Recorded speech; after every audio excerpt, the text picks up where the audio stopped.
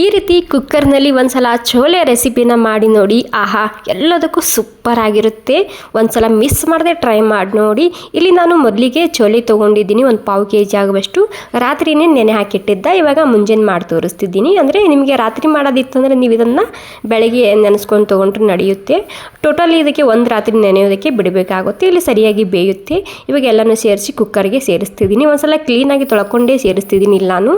ಇವಾಗ ಇದಕ್ಕೆ ಟೊಮೆಟೊ ಹಾಕ್ತಿದ್ದೀನಿ, ಅದ್ರ ಜೊತೆಗೆ ಈರುಳ್ಳಿ ಸೇರಿಸ್ತಿದ್ದೀನಿ,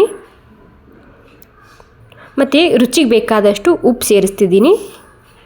1 ಚಮಚ ಶುಂಠಿ ಬೆಳ್ಳುಳ್ಳಿ ಪೇಸ್ಟ್ ಹಾಕ್ತಿದ್ದೀನಿ, ಮತ್ತು 1 ಪಲಾವ್ ಎಲೆ, 1 ದಾಲ್ಚಿನ್ನಿ ಹಾಕ್ತಿದ್ದೀನಿ, ಮತ್ತು ಇನ್ನೂ ಒಂದು ಸ್ವಲ್ಪನೇ ನಾನಿಲ್ಲಿ ಸ್ಪೈಸಸ್ ತೊಗೊಂಡಿದ್ದೀನಿ. ಮತ್ತು ಏಲಕ್ಕಿ, ಕಾಳುಮೆಣಸು ಮತ್ತು ಲವಂಗ ತೊಗೊಂಡಿದ್ದೀನಿ. ಅದ್ರ ಜೊತೆಗೆ ನಾನಿಲ್ಲಿ 2 ಚಮಚ ಚಹಾ ಪೌಡರ್ ತೊಗೊಂಡಿದ್ದೀನಿ. ನಾರ್ಮಲಾಗಿ ನಾವು ಚಹಾ ಮಾಡ್ತೀವಲ್ಲ ಅದೇ ಪೌಡರ್ ಅದ. ಇದು ಮಿಸ್ ಮಾಡದೆ ಹಾಕಬೇಕು ಇದರಲ್ಲಿ. ಇದು ಚೋಲೆ ಪಿಂಡಿ ರೆಸಿಪಿ ಅಂತ ಹೇಳೋದು ಇಲ್ಲಿ ಮಹಾರಾಷ್ಟ್ರದಲ್ಲಿ. ತುಂಬಾ ರುಚಿಯಾಗಿರುತ್ತೆ. ಸ್ವಲ್ಪ ಹೊಸ ವಿಧಾನದಲ್ಲಿ ಮಾಡಿ ತೋರಿಸ್ತಿದ್ದೀನಿ.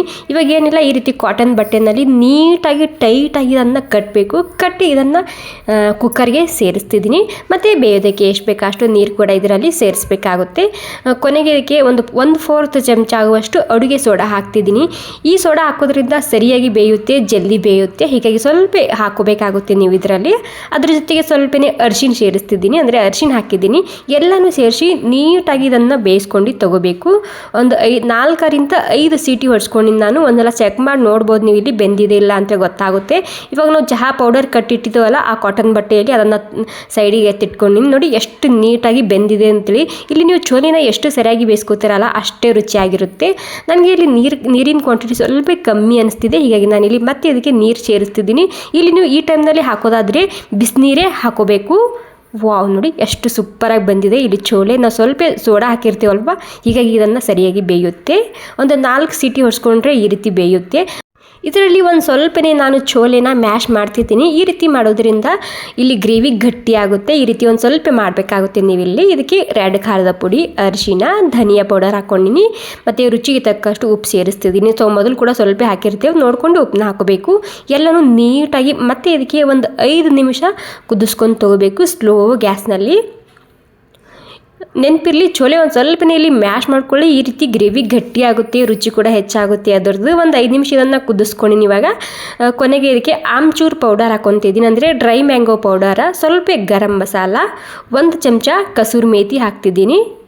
ಕೊನೆಗೆ ಇದಕ್ಕೆ ಒಂದು ಸ್ವಲ್ಪ ಕೊತ್ತಂಬರಿ ಸೊಪ್ಪು ಸೇರಿಸ್ತಿದ್ದೀನಿ, ಸಣ್ಣದಾಗಿ ಕಟ್ ಮಾಡ್ಕೊಂಡು. ಎಲ್ಲನೂ ಸೇರಿಸಿ ನೀಟಾಗಿ ಮತ್ತೆ 1 ನಿಮಿಷ ಆಗೋ ತನಕ ಇದನ್ನು ಕುದಿಸ್ಕೊಂಡು ತೊಗೊಂಡ್ರೆ ಸಾಕು. ಸೂಪರ್ ಆಗಿರುವಂತಹ ಹೆಲ್ದಿ ಆಗಿರುವಂತಹ ಚೋಲೆ ರೆಸಿಪಿ ರೆಡಿಯಾಗುತ್ತೆ. ಇದಕ್ಕೆ ಸಣ್ಣದಾಗಿ ಒಗ್ಗರಣೆ ಮಾಡೋದಕ್ಕೆ ನಾನಿಲ್ಲಿ ಒಗ್ಗರಣೆ ಪ್ಯಾನ್ನಲ್ಲಿ ಒಂದು ಸ್ವಲ್ಪನೇ ಎಣ್ಣೆ ಬಿಸಿ ಮಾಡ್ಕೊಂಡಿನಿ. ಎಣ್ಣೆ ಬಿಸಿ ಆದಮೇಲೆ ಸ್ವಲ್ಪ ಸಾಸಿವೆ ಮತ್ತು ಜೀರಿಗೆ ಸೇರಿಸ್ತಿದ್ದೀನಿ.